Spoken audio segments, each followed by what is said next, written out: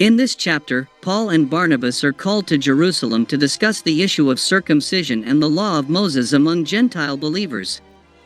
They travel through Phoenicia and Samaria, sharing how the Gentiles had been converted.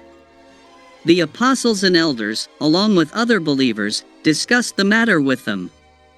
Some of the Pharisees believed that the Gentiles must be circumcised and required to keep the law of Moses.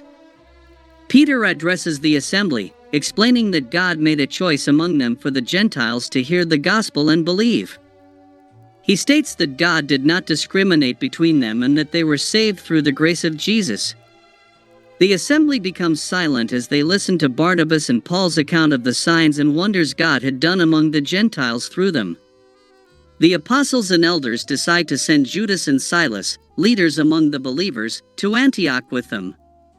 They send a letter to the Gentile believers in Antioch, Syria, and Cilicia, urging them to abstain from food sacrificed to idols, blood, strangled animal meat, and sexual immorality. The people read the letter and were glad for its encouraging message.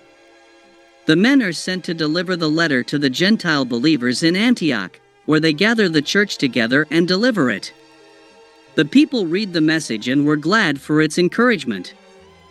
Judas and Silas, who were prophets themselves, said much to encourage and strengthen the believers. After spending time there, they are sent back by the believers with the blessing of peace to return to those who had sent them. Paul and Barnabas remain in Antioch, teaching and preaching the word of the Lord. Later, Paul asks Barnabas to visit the believers in all towns where they preached the word of the Lord. Barnabas wants to take John, also known as Mark, but Paul does not think it wise because he deserted them in Pamphylia and had not continued with them in the work. They parted company, and Barnabas took Mark to Cyprus, while Paul chose Silas and left, commended by the believers to the grace of the Lord.